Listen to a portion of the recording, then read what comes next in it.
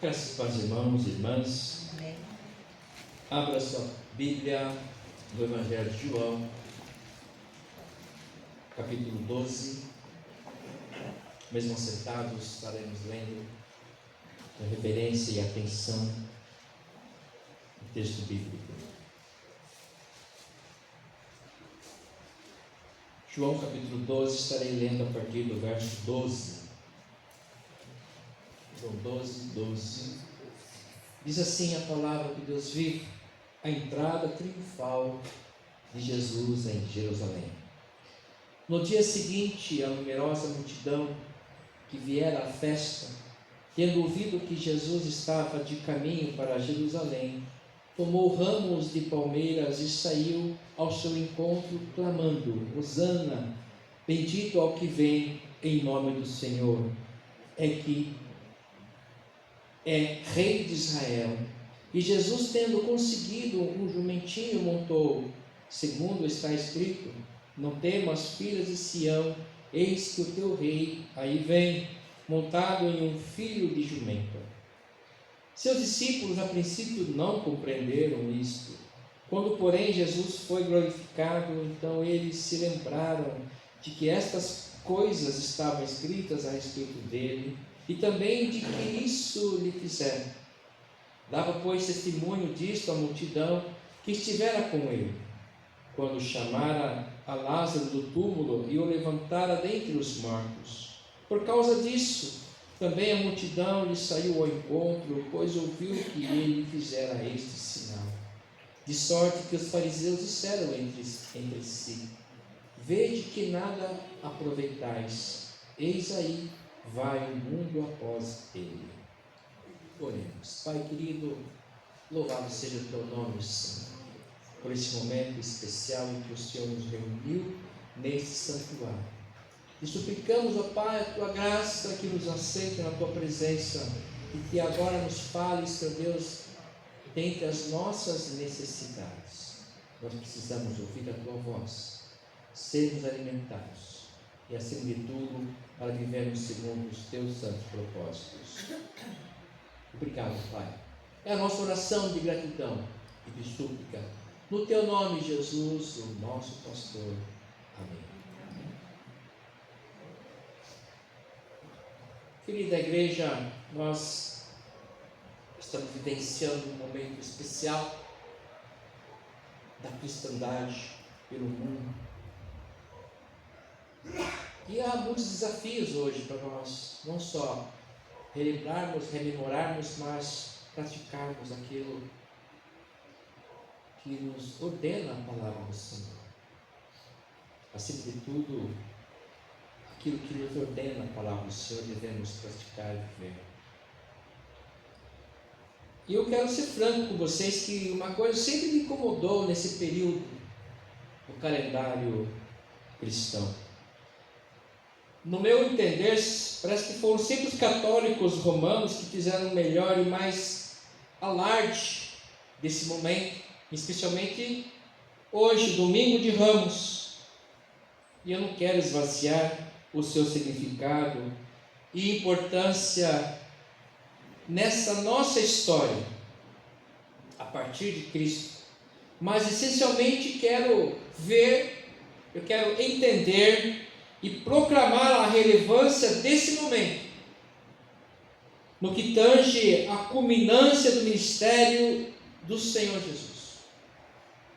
É um momento de muita reflexão. Aquele momento precedia os sofrimentos pelos quais Jesus sofreria, depois de ser recebido como rei. Como nós vimos aqui no texto, aconteceria a sua prisão, as surras, torturas, humilhações, iriam coroá-lo de fato, mas de forma mais humilhante e dolorosa possível. O ser humano sabe castigar o outro, penalizar, julgar, bater, torturar, afligir, ofender, humilhar o outro, a outra. Se há uma coisa que o ser humano sabe, praticar todo tipo de violência e se cria até mais violência. Hoje nós temos grupos na internet, especialmente de jovens e adolescentes, que fustigam a violência.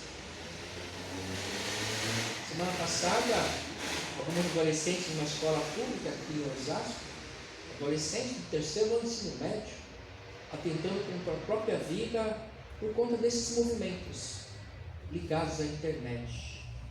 Então a crueldade tem se multiplicado quando se pratica, especialmente no primeiro século, para tratarem os algozes, os criminosos, e usavam de muita força, especialmente o Império Romano, para manter, entre aspas, a ordem sobre o seu império, usavam de violência, e a morte era a morte de cruz.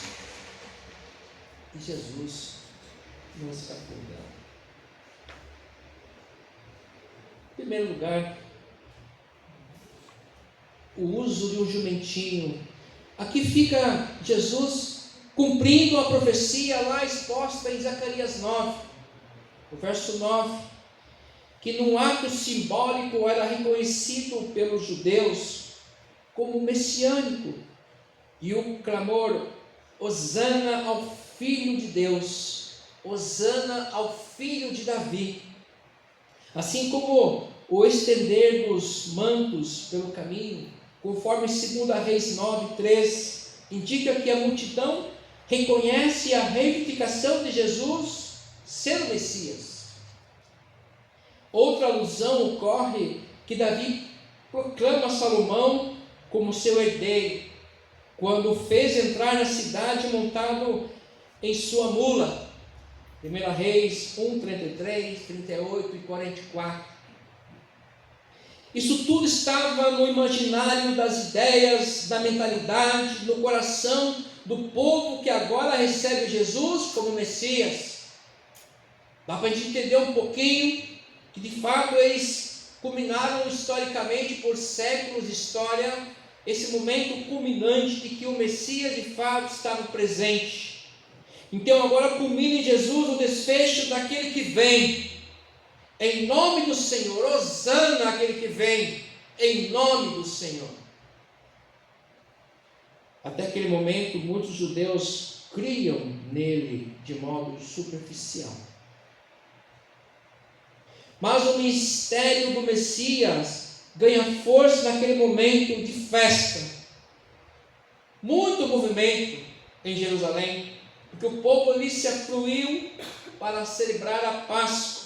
Então a cidade estava cheia de religiosos, cheia de gente pensando, preocupado na ceia, na preparação da ceia, do momento especial em que celebravam a libertação do povo do Egito, primeira Páscoa. Mas naquele momento não era apenas mais uma festa. Às vezes nós queremos somente mais uma festa, queremos apenas mais um momento litúrgico, mais um momento em que nos agraciamos,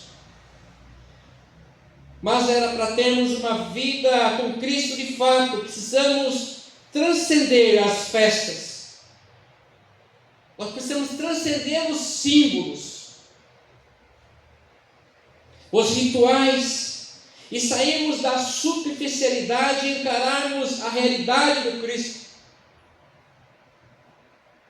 A multidão recebe Jesus efusivamente nesse domingo de Ramos,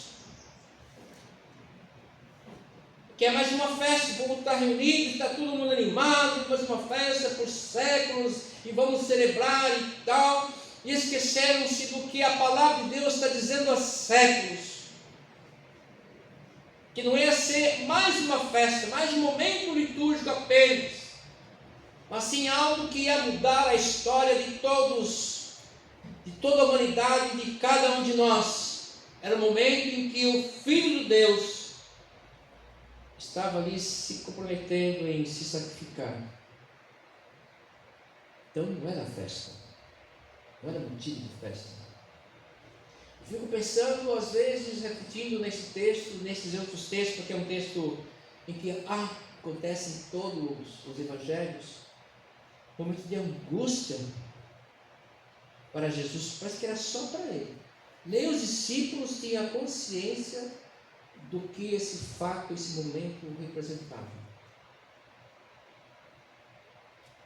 E nós olhamos hoje para a nossa realidade, para o nosso mundo, e parece que nós queremos só as festas. E vivemos, buscamos mais uma festa, e daqui a pouco chega mais um culto da paixão, mais uma Páscoa, e festa, e chocolate, é coelhinho, é festa. E nós não refletimos de fato na verdadeira circunstância, na verdadeira verdade que Deus promove na história, rompe a história para que nós possamos ter acesso ao Pai, acesso ao Santo dos Santos. É algo primordial para a vida cristã.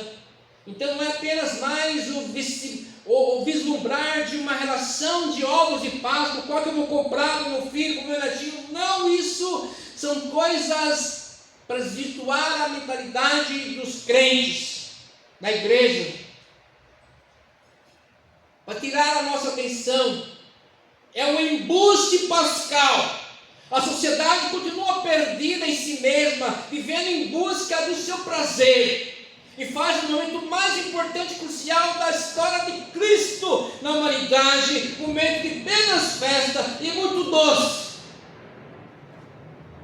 E a igreja caminhando junto, achando lindo, maravilhoso, nós podemos, também pode, nós podemos tudo naquele que nos fortalece, aleluia, e vamos lá comprar, é o chocolatinho trufado, é o de maracujá, não sei do que, de morango, e aí está tudo certo. Não, está tudo errado. Nós nos perdemos nesse caminhar, nos afastamos, nós fazemos parte então da multidão que condenou o próprio Cristo, que o recebe com palmeiras, hosanas, ao que vem em nome do Senhor, mas ninguém quer o compromisso que essa palavra dele nos manda. Negue-se a si mesmo, tome a sua cruz, como eu estou tomando a minha, e venha após mim. O diabo está levando aos montes do inferno. Eu vejo um monte de crente indo para os Lollapalooza da vida. São jovens, estão indo para o inferno, usando drogas, consentindo com tudo isso. E aquele que não entende isso, não enxerga isso, porque não se converteu ainda, está perdido também. Vamos orar por isso. Então, tempo de Páscoa, essa semana chamada dita Santa, é tempo de reflexão, de nos humilharmos diante do Deus Altíssimo e vislumbrarmos a salvação que Ele está nos oferecendo. Podemos alegrar, sim, porque ela já aconteceu, mas não como estão fazendo.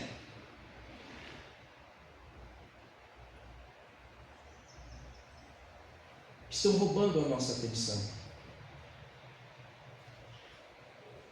Estão roubando a nossa atenção. Satanás, ele é campeão nisso. Ele quer mudar o seu coração, a sua mente, através de todos os instrumentos possíveis no nosso tempo.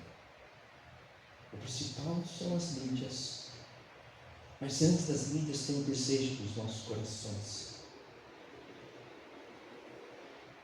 Chega de muita festa, não é mais uma festa, não é mais apenas um momento simbólico, um ritual. Ele foi e é real, não dá para fingirmos que não é real, nem verdade, e que tudo isso diz respeito à nossa vida, à nossa eterna vida, à nossa salvação. Não dá para brincarmos que amanhã a gente resolve isso, não é hoje. A sua vida, a vida da sua família, do seu namorado, sua esposa, sua noiva, é de salvação que nós estamos dizendo aqui. Não é deixar para amanhã, para hoje, para agora. Nós temos sim que louvar a Deus, hosanas ao que veio em nome do Senhor Jesus. Aquele que vem e entra na minha vida e transforma a minha caminhada, o meu cotidiano. O meu cotidiano tem que ser diferente. O meu pensar tem que ser diferente. As minhas postagens têm que ser diferentes. Eu tenho que olhar para aqueles que precisam da graça de Cristo, não entrar nos buraquinhos das lutas desse tempo. Nós temos uma igreja muito comprometida, mas consigo mesmo, com os tempos, com o poder econômico. Uma igreja comprometida com riqueza, que guarda dinheiro, aplica dinheiro. Igrejas aplicando dinheiro para que ele possa render enquanto a obra está perecendo. Mandando dinheiro para bancos internacionais, enquanto o mundo está indo para o inferno. Porque o mundo ainda continua no maligno. A palavra não mudou ainda, o mundo jaz, está morto no maligno. Que parte nós não entendemos? É porque nós resolvemos não entender. Nós queremos mais uma festa, nós queremos apenas só alegria, alegria, alegria. Se eu digo para você que aquele que se encontra com Cristo vive em festa constante, porque a alegria do Senhor é a presença dele em nossas vidas.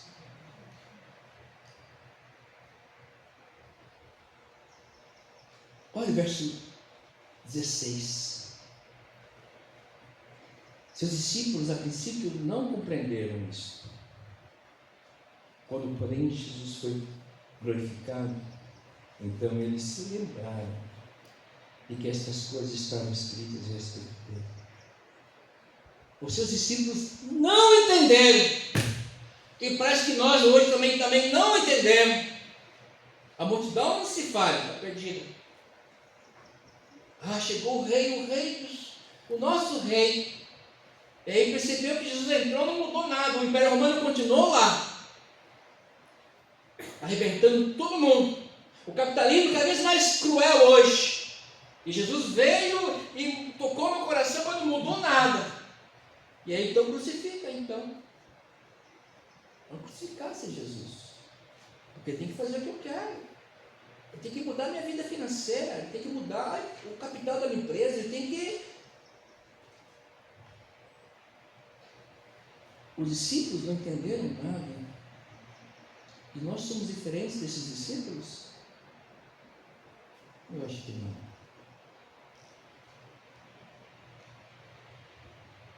Nós não entendemos também. Aqueles religiosos não entenderam. Olha o verso 19. De sorte que os fariseus disseram entre si: vede que nada aproveitais. Estou assim, tudo uma besteira isso aí. Que não entenderam também, não sabem o que isso significa. O que significava aquele momento especial em que Deus se revelava. Sabe como vai acontecer comigo e com você? E tem acontecido, Deus tem se revelado com você sobre a sua vida e você não tem entendido. Deus tem se revelado na sua vida através, até na sua família, e você não tem entendido. Deus tem se revelado no seu cotidiano e você não tem enxergado. Nós não percebemos a ação de Deus. E a cada dia que olho para a palavra que tudo é dele, para ele são todas as coisas, que ele coordena tudo, ele é Deus soberano, tudo compreende para o nosso bem. Então tudo que está à minha volta, eu tenho que agradecer em tudo, porque é a vontade dele, é o movimento dele na minha vida e através de mim. Porque esse mundo para nós é tudo dele. E aquilo que eu recebo e faço é tudo para ele. Nós precisamos entender isso de fato. E me angustia olhar aqui para os seus discípulos a princípio não entenderam isso. Os religiosos, então, os fariseus, olha, nada disso se aproveita. Então não é mais uma festa. Se nós não debruçarmos nesse texto aqui, na força do Espírito Santo de Deus sobre as nossas vidas, também não vai valer ter sentido mais nós passarmos por mais um momento litúrgico e mais uma Páscoa. Aí você ganha um ovo de Páscoa gostoso. Está caro, viu? Eu não poupança esse dinheiro. Planeja uma viagem, olha, cara assim. Não vai perdendo.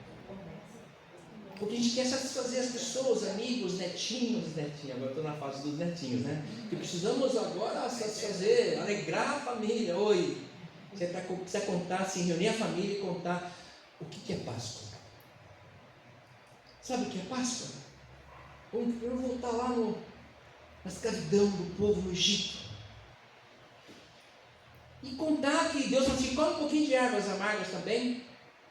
Não é só o cordeiro churrascão, mas também um pouquinho de ervas. Caminhado pelo deserto, depois a culminante Páscoa. A morte e a ressurreição de Cristo. Tudo isso é envolvendo que a nossa vida e nossa salvação e vida eterna.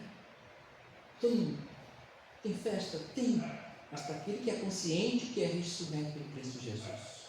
Aqueles que recebem Jesus de fato já ressuscitou. Já passou da morte para a vida. E isso foi dado por Deus, não é nós que conseguimos. Pelos meus méritos e minhas ações. Não. Foi um ato integral de Cristo.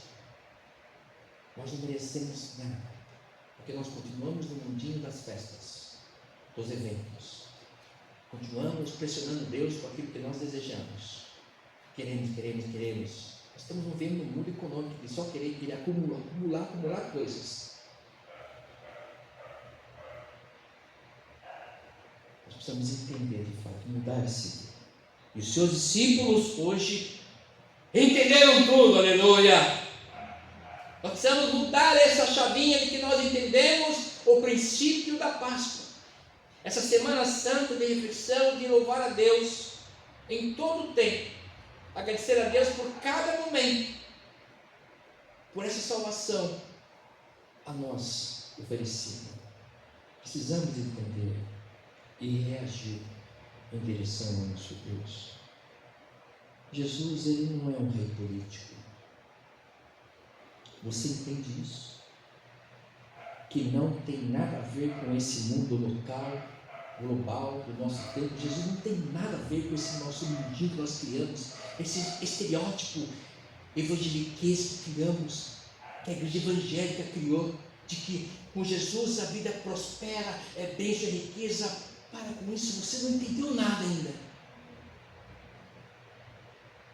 E Jesus fala para o jovem rico, vai querido, você está rico, vende tudo, distribui para os pobres. Isso é evangelho.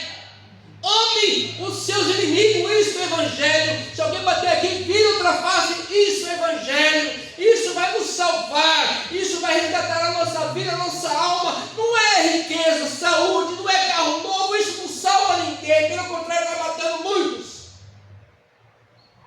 O diabo está vencendo essa luta. E a igreja morre nas suas festas, nos seus rituais litúrgicos, e nós precisamos entender, nos vestirmos em sacos e lavarmos os pés uns dos outros. Isso é evangelho, é caminhar com Cristo. Ele entrou em Jerusalém sabendo o que ia passar, a tortura, angustiado que estava, chorando sangue, suando sangue. Mas todo mundo ao seu redor, inclusive os discípulos, festa, aleluia, aleluia. Até quando nós vamos ver esse mundinho gospel, de apenas alegria, só de bênção? A opção da cruz de Cristo, para irmos para o céu. Que nada impede que nós tenha sobre nós também drones mísseis.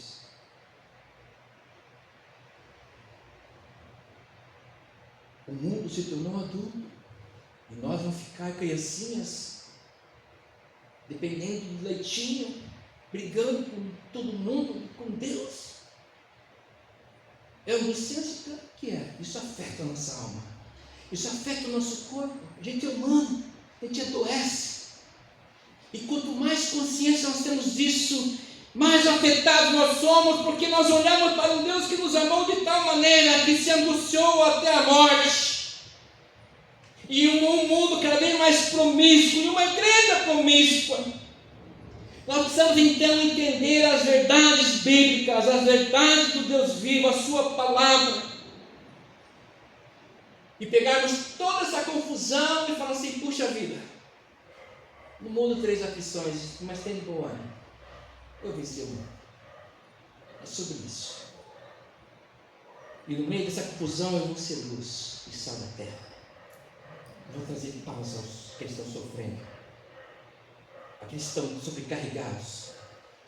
Vinde a mim, você está cansado, sobrecarregado, que eu, o Senhor, vos aliviarei.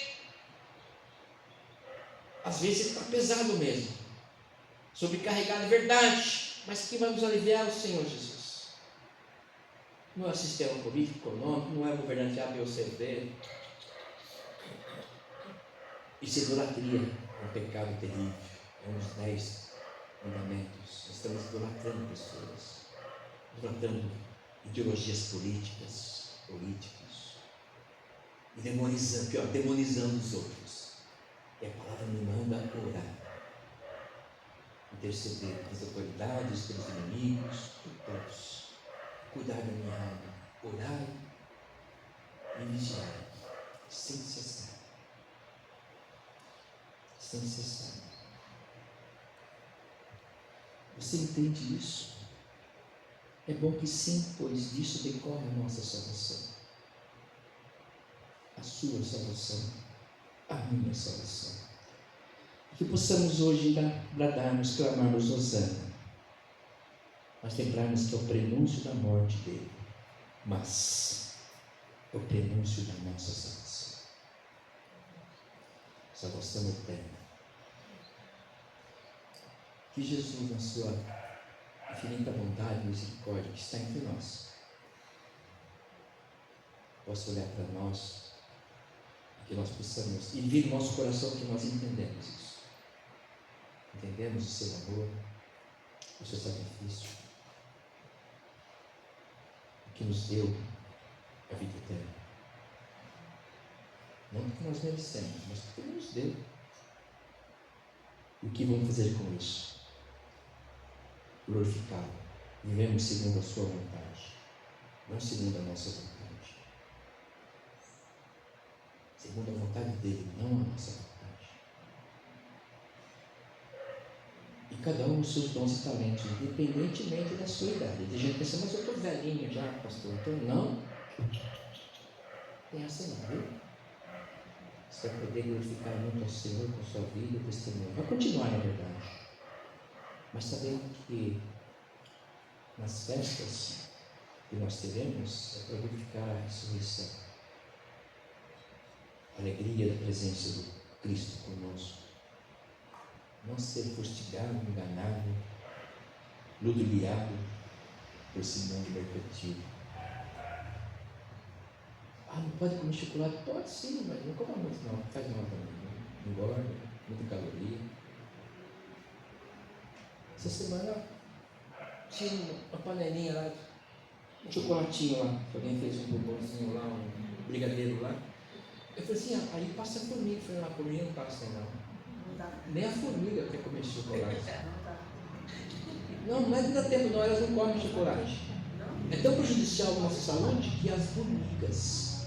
Faça o teste, põe uma barrinha de chocolate lá perto lá. A formiga passa assim de longe.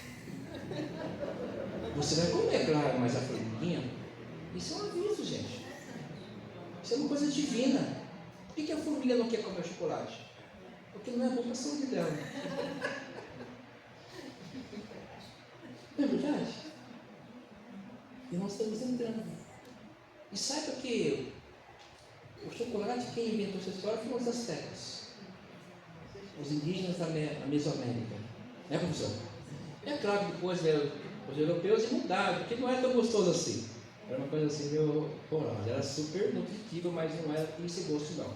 Quem fez o chocolate doce foram os europeus. Mas os indígenas faziam disso um alimento, do cacau.